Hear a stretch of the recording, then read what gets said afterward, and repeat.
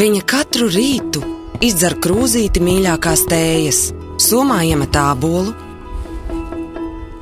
un spogulī vēlreiz noskata godiem uzšūto mēteli. Paspēja papriecāties par teju pārkrāsotām sienām un steidzas uz darbu.